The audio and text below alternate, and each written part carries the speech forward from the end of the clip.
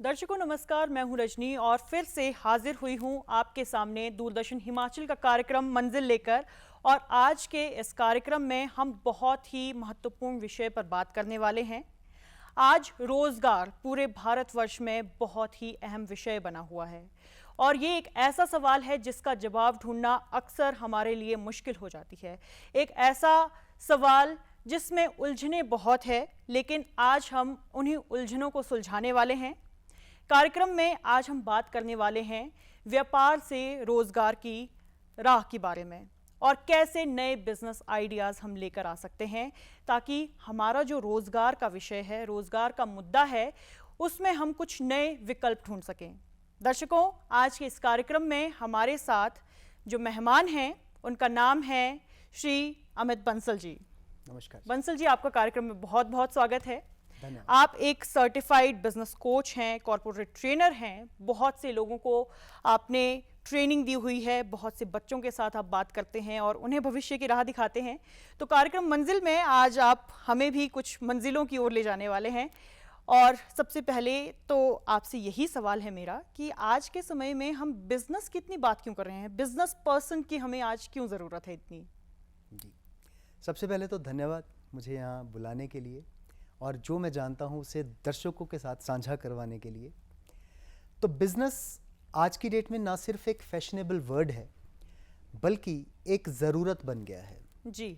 अगर आप आज से 50 साल पीछे चले जाएंगे तो ज़्यादातर माँ बाप की भी यही ख्वाहिश होती थी, लोगों की, बच्चों की भी यही ख्वाहिश होती थी कि वो पढ़ लिख के अच्छी नौकरी ढूंढ लें। बिल्कुल। लेकिन आज छोटे होते से ही स्कूल्स में प्रोग्राम्स ऐसे चलते हैं कि हर कोई बिजनेस ओनर बनना चाहता है या कह लीजिए फैशनेबल वर्ड एंटरप्रेन्योर बनना चाहता है।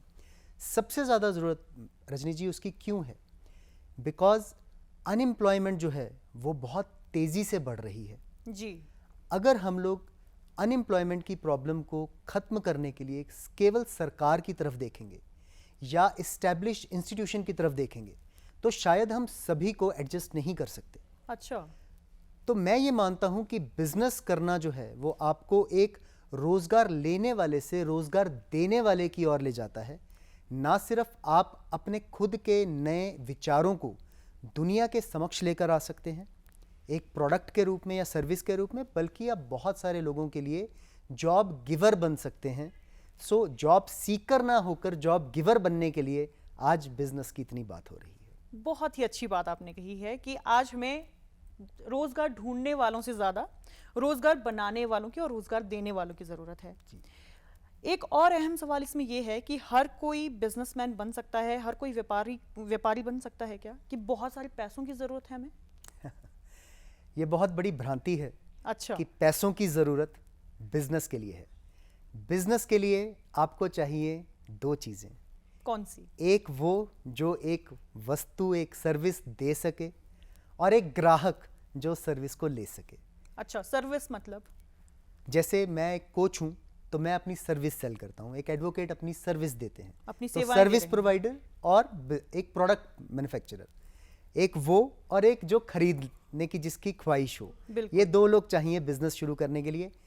पैसे का आज की डेट में बिल्कुल भी कोई इतना बड़ा रोल नहीं रह गया है, क्योंकि अगर आपके आइडिया में दम है तो उसको सपोर्ट करने के लिए इतने सारे वेंचर कैपिटलिस्ट हैं, इतने सारे एंजल इन्वेस्टर्स हैं, इंस्टीट्यूशनल इन्वेस्टर्स हैं कि आपको उसके लिए धन की कभी कोई कमी नहीं रहेगी, बशर्ते आपके आइडिया में दम है।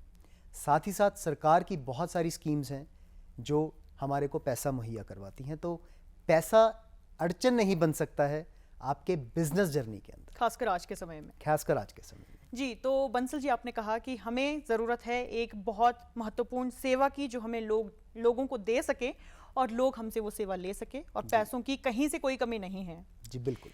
और इसमें शिक्षा का कितना अहम रोल है, कितना पढ़ा लिखा होना ज़रूरी है आज के समय में? एक अच्छे सिटीजन होने के लिए एक बेसिक लेवल ऑफ एजुकेशन होना ज़रूरी है। जी। लेकिन अगर आप कहें कि जी एमबीए करके, पोस्ट ग्रेजुएशन करके, इंजीनियरिंग करके ही आप बिजनेस कर सकते हैं, तो ऐसा कोई भी सवाल नहीं रह जाता है। अगर आपके पास अपने आइडियाज़ के पीछे जाने की लगन है, उसको एग्जीक्यूट करने की इच्छा शक्ति है, तो एजुकेशन उसके रास्ते में नहीं आती। आप देखिए Steve jobs college drop out, Bill Gates Microsoft के फाउंडर कॉलेज ड्रॉप आउट, अच्छा। और ऐसी अनगिनत स्टोरीज हैं जिन्होंने या तो कॉलेज देखा ही नहीं या फिर पहले या दूसरे साल में वो ड्रॉप आउट हो गए और उन्होंने कंपनीज बनाई। यहाँ पर मैं बिल्कुल भी कॉलेज से ड्रॉप आउट लेकर बिजनेस चलाने को पैरवी नहीं करता हूँ, लेकिन आपके सवाल के जवाब के तौर पर यह ज़रूरी आवश्यकता नहीं है कि पढ़ लिख कर ही आप एक अच्छा बिजनेस बना सकते हैं, क्योंकि अगर आपके पास एक अच्छा आइडिया है जिसको आप एग्जीक्यूट करना चाहते हैं, तो जो भी कमी आपको लगता है कि एजुकेशन ने पूरी करनी थी, अच्छा, आप उसके लिए अच्छे पढ़े लिखे लोगों को हायर कर सकते हैं, अपने से स्मार्ट लोगों को हायर कर सकते हैं। ये कितनी अच्छी बात कही है आपने, और बहुत महत्वपूर्ण बात कही है। बिल्कुल। और इसमें हमारी उम्र की कोई सीमा है? हम लोग अक्सर कहते हैं जिसके पास जितना अनुभव होगा वही बिजनेस कर सकता है। आज के समय में कितनी सच्चाई रह गई है इस बात में? किसी समय पर तजुर्बा जिसको हम बोलते थे वो बिजनेस में बहुत काम आता था जी। हम कहते थे कि हमने अपने बालों को धूप में सफ़ेद नहीं किया है, कि बिजनेस किया है, व्यापार किया है, इसको समझते हैं तो हम इसको आगे ले जा रहे हैं। लेकिन आज जो इतनी ज़्यादा इंफॉर्मेशन टेक्नोलॉजी का वाइड स्प्रेड यूज़ है, उसके कारण आपको जो भी इंफॉर्मेशन चाहिए वो आपको क्लिक ऑफ अ बटन पे अवेलेबल है। बिल्कुल। तो आप अपनी खुद की री एजुकेशन कर सकते हैं। 2 महीने 3 महीने बहुत सारे ऑनलाइन पोर्टल्स हैं जहाँ से आप डिग्रीज कर सकते हैं अपने समय की अनुकूलता के हिसाब से, रात के समय पढ़कर। तो बिल्कुल भी ऐसा नहीं है कि आप अगर कुछ बहुत अच्छा करेंगे या सीखेंगे तभी आप आगे बढ़ेंगे, ऐसा नहीं है। बिल्कुल इसमें मैं इससे बिल्कुल भी सहमत नहीं हूँ। जी बंसल जी, हमने बेसिक बातें की है कि बिजनेस कौन कर सकता है, उम्र कितनी सही है, एक्सपीरियंस कितना चाहिए। आज के समय में हम देखते हैं कि बहुत सी कॉलेज लेवल के स्टूडेंट, कॉलेज गोइंग स्टूडेंट्स भी बिजनेस करने लगे हैं। हमारे दर्शक जो कि बहुत यूथ हैं, बहुत जवान हैं, कॉलेज जा रहे हैं, उनके लिए आप ऐसे कौन से बिजनेस आइडिया सजेस्ट करेंगे जो वो बहुत ही कम लागत के साथ बहुत अच्छा प्रॉफिट बना सकते हैं? जी बहुत अच्छा सवाल है। अगर हम वेस्टर्न कंट्रीज़ में देखते हैं तो वहाँ पर 9th और 10th के बच्चे भी पिज्ज़ाज़ में या किसी और तरह के कामों में लग जाते हैं और अपने लिए पॉकेट मनी का संसाधन करते हैं। हमारे देश में ये परंपरा है, चलन है कि माँ बाप जब तक बच्चा अच्छा पढ़ लिख नहीं जाता तब तक उसको बिल्कुल भी बाहर नहीं जाने देते, इधर उधर मत जाना, बिल्कुल नहीं जाना। लेकिन आज के समय में जब आपकी जेब में इतना पावरफुल एक डिवाइस फ़ोन के रूप में है जो आज से 10 साल पहले के अच्छे अच्छे कंप्यूटर से भी बेटर है जी, तो कॉलेज गोइंग स्टूडेंट्स जो हैं उसी का यूज़ करके अपने लिए बहुत अच्छे बिजनेस अपॉर्चुनिटीज़ की तलाश कर सकते हैं। फॉर एग्जांपल ग्राफिक डिज़ाइनिंग में बहुत स्कोप है जी, डिजिटल मार्केटिंग में बहुत स्कोप है। आज हर बिजनेस को मार्केटिंग की ज़रूरत है, जिसके लिए वो गूगल एड्स पर, फेसबुक एड्स पर बहुत ज़्यादा खर्च कर रहे हैं। और अगर आपके पास वो नॉलेज है या अपने आप को वो नॉलेज आप दे सकते हैं कोई कोर्स करके, ऑनलाइन कोर्स करके, तो आप ज़रूर अपने आप को नॉलेजेबल बनाइए और उसका यूज़ करके अच्छे बिजनेसेस आप वहीं से शुरुआत कर सकते हैं। आपका पॉकेट मनी भी बनेगा और साथ ही साथ आपको बिजनेस सेंस भी आपकी डेवलप होती जाएगी।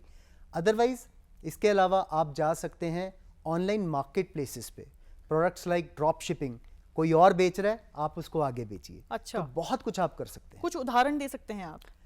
ड्रॉप शिपिंग आज की डेट में एक बहुत इन ट्रेंड है। तो मैं ये समझता हूँ कि ट्रेडिशनल वे में हम क्या करते थे कि हम इन्वेंट्री बिल्टअप करते थे और फिर ऑर्डर आने पर उसको बेचते थे। ड्रॉप शिपिंग में क्या है कि कोई मार्केट प्लेस पे आपने प्रोडक्ट देखा, उस प्रोडक्ट को आप अपने पोर्टल के ऊपर लिस्ट कर दीजिए उस मार्केट प्लेस के साथ बात करके, और वहीं से जब आपको ऑर्डर आता है तो एक्चुअल मार्केट प्लेस को आप ऑर्डर दीजिए और डायरेक्टली शिप करवा दीजिए। इसमें आप ग्रॉसरी आइटम से लेकर टेक्नोलॉजी आइटम्स तक कोई भी चीज़ को जो भी आपको ऑनलाइन मार्केट प्लेस पे अवेलेबल पर्सन अलाउ करे आप उसकी चीज़ को ड्रॉप शिप कर सकते हैं।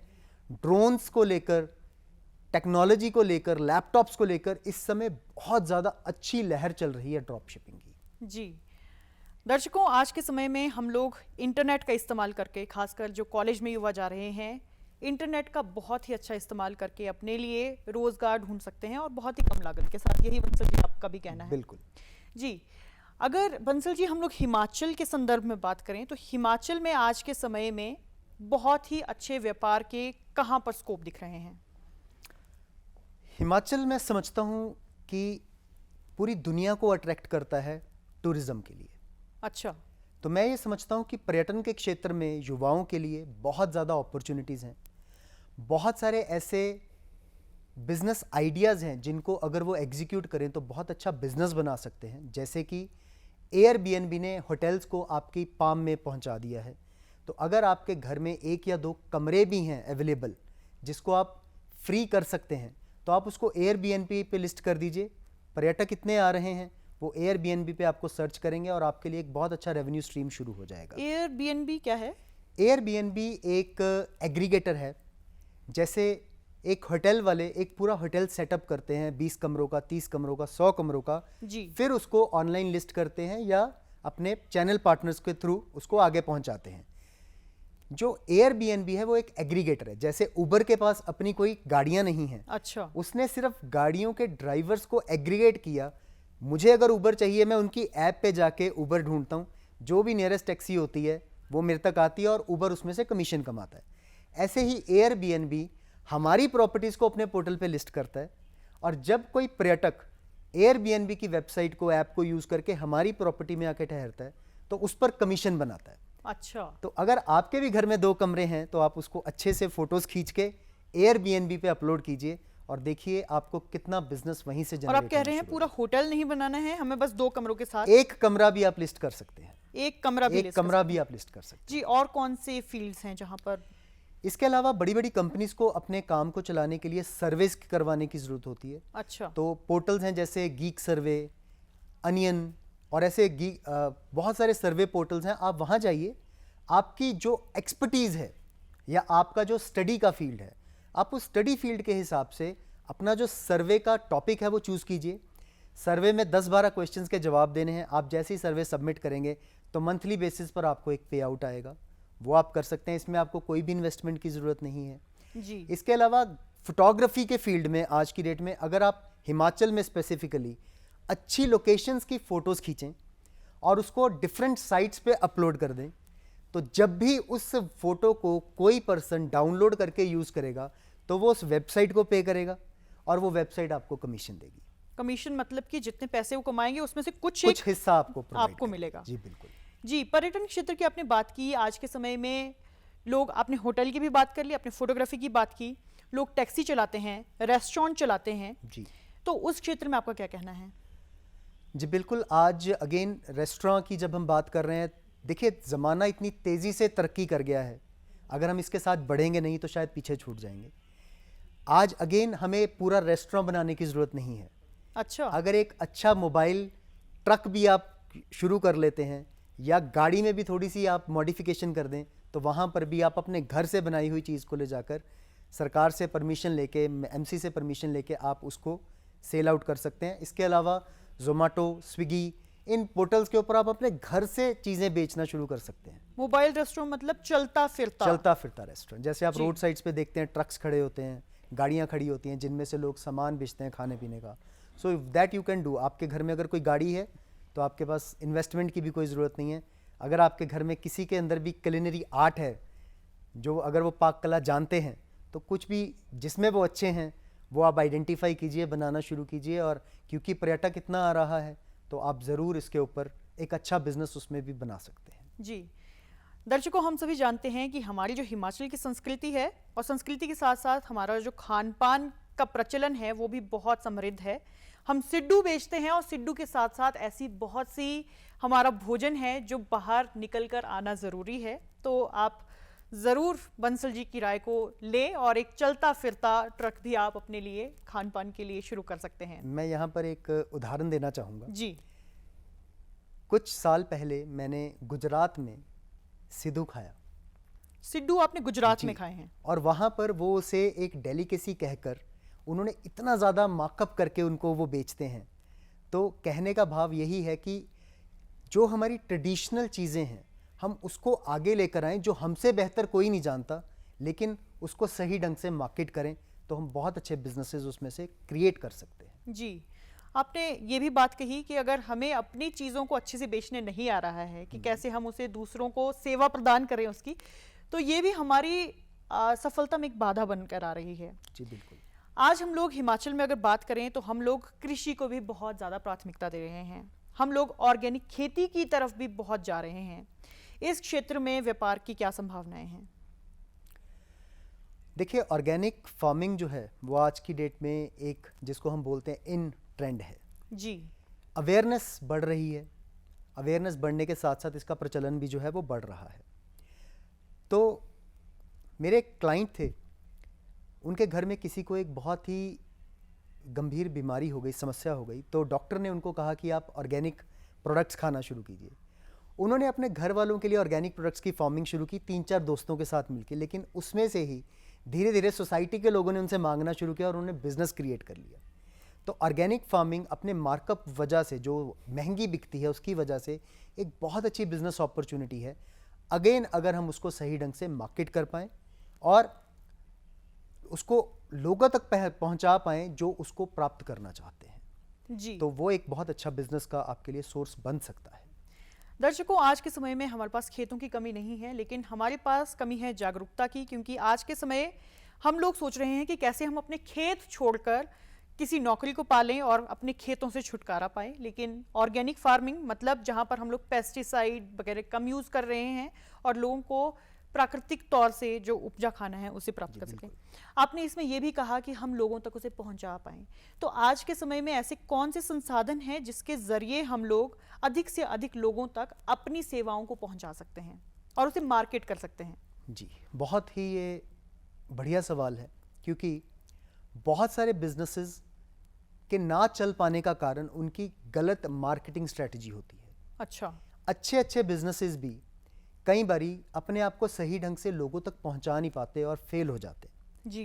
तो अगर हम लोग आज की डेट में, क्योंकि पूरी दुनिया, इंडिया एक यंग कैपिटल है दुनिया की, बिल्कुल, तो हमारे यहाँ पे यंगस्टर्स का नंबर सबसे ज़्यादा है। और युवा इवन जो देश। हमारे थोड़े एज्ड वाले लोग भी हैं, उनमें भी इंटरनेट अडॉप्शन बहुत तेज़ी से हो रहा है। तो अगर हम अपने आप को फेसबुक पे, गूगल एड्स पे, इंस्टाग्राम पे जाके मार्केट करें, इनके ऊपर एड स्पेंड करें, तो हम अपनी राइट इंटेंडेड ऑडियंस तक पहुंच सकते हैं जी।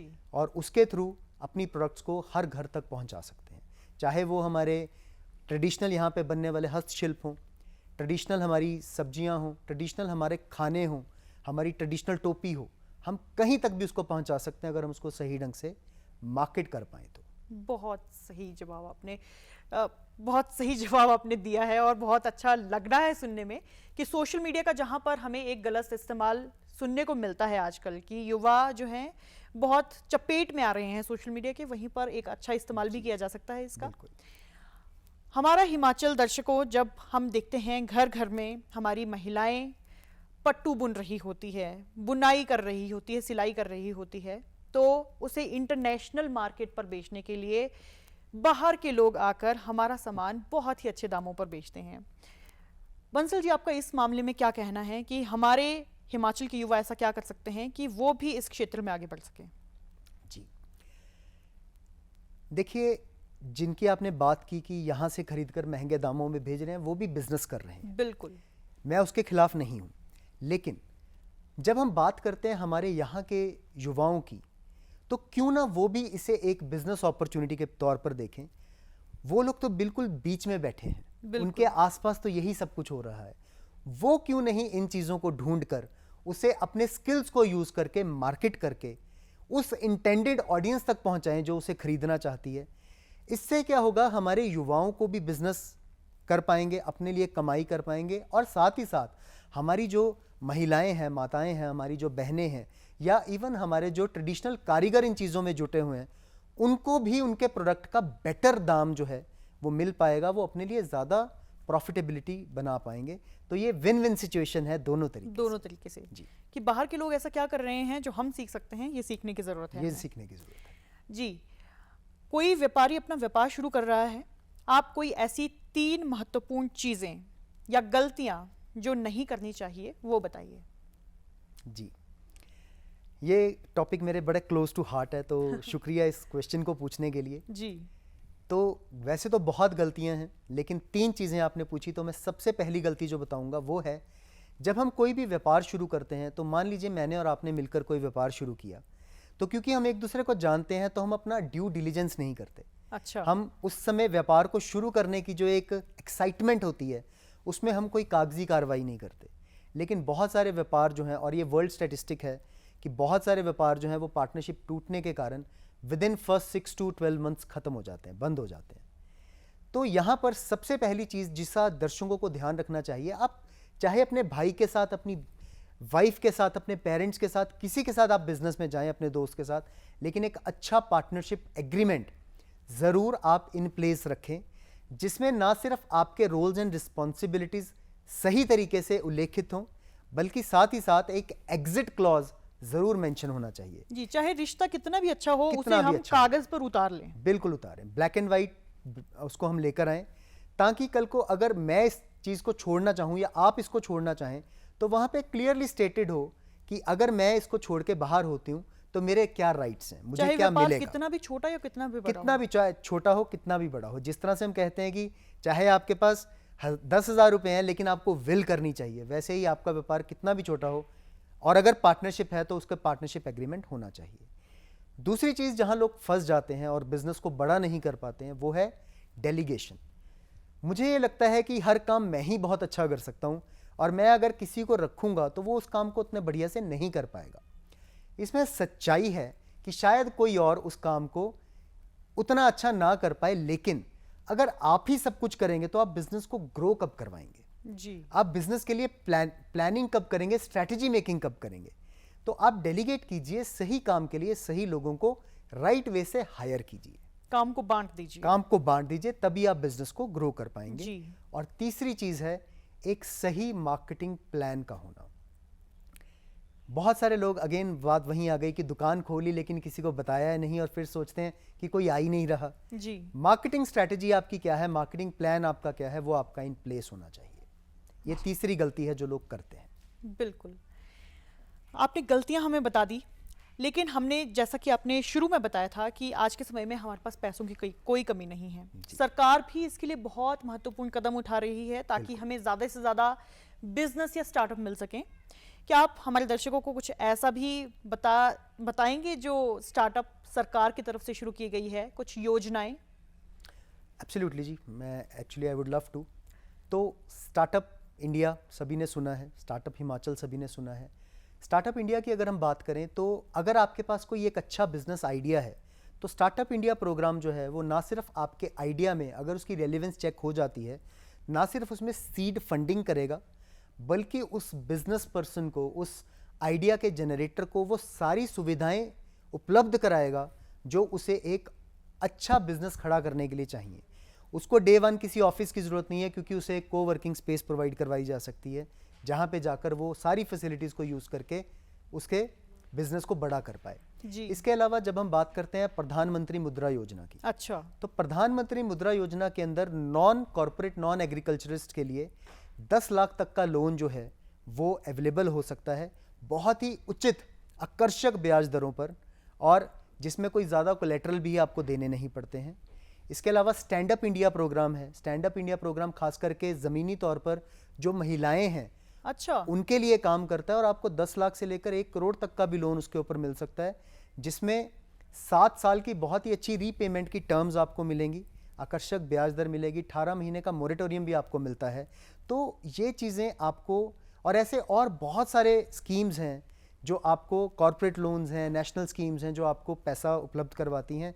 और फिर जैसे आप शार्क टैंक में देखते हैं, वेंचर कैपिटलिस्ट और एंजल जो इन्वेस्टर्स हैं वो तो हैं ही हैं। मतलब वो लोग जो हमारे आइडियाज पर पैसा लगाने के लिए लगाते तैयार हैं, हैं। हमारे ऊपर और हमारे आइडिया के ऊपर बेट लगाने के लिए तैयार हैं। जी दर्शकों, सरकार भी बहुत कुछ कर रही है, हमें बस ज़रूरत है जागरूक रहने की। अंत में आप संक्षिप्त में, जो कि युवा हैं, बिजनेस करना चाहते हैं, उनके लिए एक संदेश देना चाहेंगे तो वो दे दीजिए। जी, मेरा एक ही आपसे एक अनुरोध मान लीजिए, या आप इसको मेरी एक एडवाइस मान लीजिए। बिजनेस कोई गेट रिच ओवरनाइट स्कीम नहीं है, कोई जादू की छड़ी नहीं है कि आपने आज घुमाई और कल आप अमीर हो गए। दुनिया भर का स्टैटिस्टिक्स जो है, पहले 1 साल में 60% खत्म हो जाते हैं और 10 साल जाते हैं तो सिर्फ 4 या 5% बिजनेसेस रह जाते हैं। आपको यहाँ पर लंबे समय तक टिकना पड़ेगा, पेशेंस रखनी पड़ेगी, क्योंकि 18 महीने 2 साल के अंदर अंदर अगर आप सोचें कि आप ओवरनाइट रिच हो जाएंगे, ऐसा नहीं होगा। लंबे समय के लिए पेशेंस के साथ, डेडिकेशन के साथ अपने प्लान्स पे वर्क कीजिए, तभी आपको सफलता। जी, बहुत बहुत धन्यवाद बंसल जी, आप हमारे कार्यक्रम में आए और आपने हमारे दर्शकों को इतनी महत्वपूर्ण जानकारी दी। उम्मीद है दर्शकों आपको आज का हमारा कार्यक्रम पसंद आया होगा और आप ऐसे ही कार्यक्रम देखने के लिए हमारे साथ जुड़े रहिए, हमारे कार्यक्रम को देखते रहिए। हम उपस्थित होंगे ऐसे ही अच्छे लम्हान्वित करने वाले कार्यक्रमों को लेकर आपके बीच में। हम मिलेंगे आपसे अपने अगले कार्यक्रम में, तब तक के लिए नमस्कार।